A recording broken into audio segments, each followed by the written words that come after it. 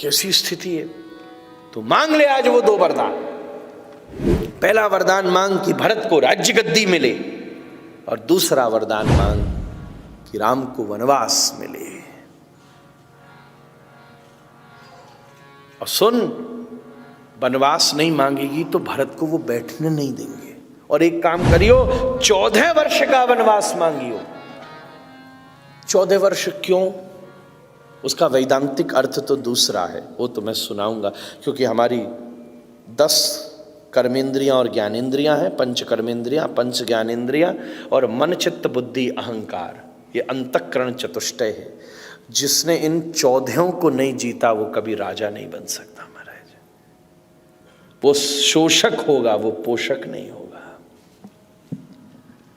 इसलिए मैं तो कई बार कहता हूं, राम वन गए, गुप्ता जी, राम वन गए तो बन गए।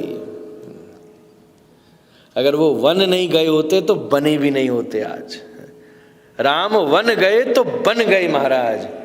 वो पथ क्या, पथिक कुशलता क्या, जिस पर बिखरे शूल न हो, और नाविक की धैर्य परीक्षा क्या, यदि धाराएं प्रतिकूल न हो। इन महलों को वो बना पाए हैं जो कांटों से रास्ते निकाल पाए हैं। अरे फूल धोखा है, बस सुलाता है, रहमत तो कांटे हैं जो जगाते हैं हमारे। जीवन की उपलब्धि है। राम उसे कहते हैं जो समस्या को तपस्या में बदलना जानते हैं। हम तपस्या को भी समस्या बनाना जानते हैं। 14 वर्ष मांगे कि जितेंद्रिय हो जाए। दूसरी बात, मनुस्मृति में उस समय कॉन्स्टिट्यूशनली डिक्लेरेशन था, if someone has the right to sit on the crown and if he doesn't claim for 14 years, there is a validity. जैसे आप अगर इतने दिन तक उस पर आपत्ति नहीं करते तो आपको आपत्ति करने का अधिकार नहीं। जैसे होता ना, कोई केस है या कोई बात है, ऐसे थोड़ा ना है कि 3 साल पहले एक्सीडेंट हुआ और अब आप कह रहे हो कि इसने मुझे बोला था। तो देयर इज अ वैलिडिटी। तो ऐसे उस समय का नियम है। जैसे भगवान श्री कृष्ण समंतक मणि लेने गए तो 28 दिन तक अगर किसी व्यक्ति का पता नहीं हो तो उसे एक प्रकार से मृत माना जा सकता है। उसके बाद भी उसका शरीर नहीं मिले तो उसकी सब बाद की पिंडक क्रियाओं को करने का मनुस्मृति में भी, इसीलिए उस समय अयोध्या द्वारिका में क्या क्या लीला हुई। उसी प्रकार से ये कुछ नियम कायदे, कॉन्स्टिट्यूशनल रूल उस समय का था कि 14 वर्ष तक इफ समवन डजंट क्लेम तो उसका वो राइट, वो उसका, हाँ कोई दे तो ले सकता है पर वो क्लेम नहीं कर सकता कि अब मुझे फिर से राज्य गद्दी मिले। इसलिए राम जी को 14 के कई पूरा मंत्रा पढ़ लिख करके पूरी डॉक्यूमेंटेशन तैयार करके लाई थी भाई। तभी उसने ये दोनों वरदान मांगे और इतना कहकर चली गई।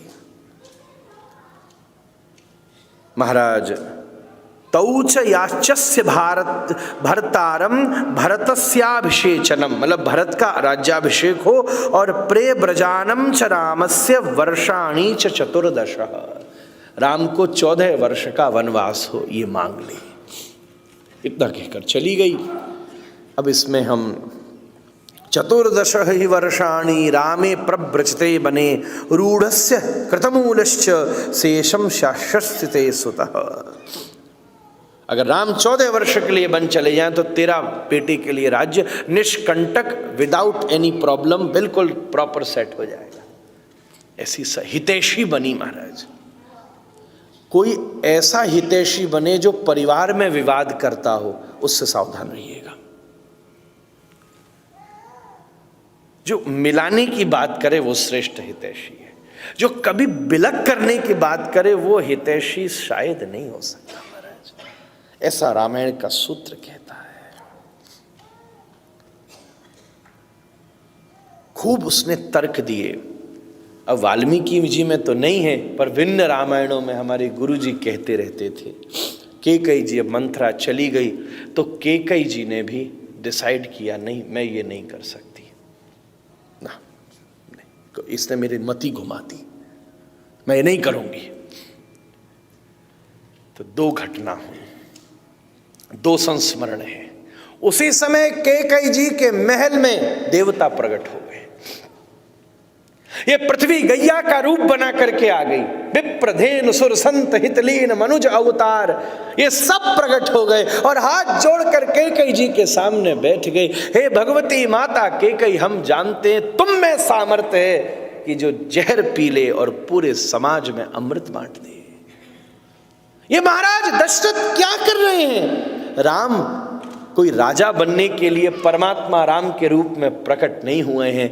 ये तो छोटे से छोटे अंत वाले व्यक्ति का भी उद्धार करने के लिए प्रकट हुए हैं। ये तो इस धरती का उपकार करने के लिए प्रकट हुए हैं। वो इस सिंहासन पर बैठने से नहीं होगा, वो तो नंगे चरण चलने से होगा।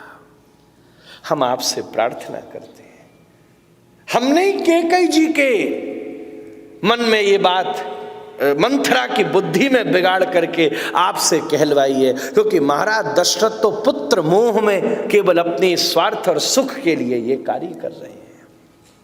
उसका बड़ा विस्तृत वर्णन है।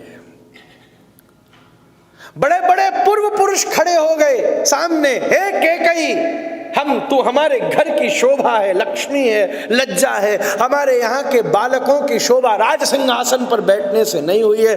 भगीरथ, खट्वांग, दीर्घबाहु जैसे लोगों ने जिंदगी भर जंगलों में निकाल दिए। भगीरथ जो जिंदगी भर तपस्या करता रहा इस गंगा को अवतरित करने के लिए, उस हरिश्चंद्र ने केवल स्वप्न में संकल्प किया था और एक क्षण में राज्य का परित्याग कर दिया, विश्वामित्र को दे दिया। हम उस घर से आते, कोई सिंहासन पर बैठना हमारी शोभा नहीं है।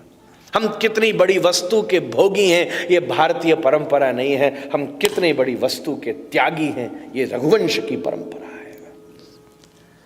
कैकेयी जी स्तब्ध रह गई।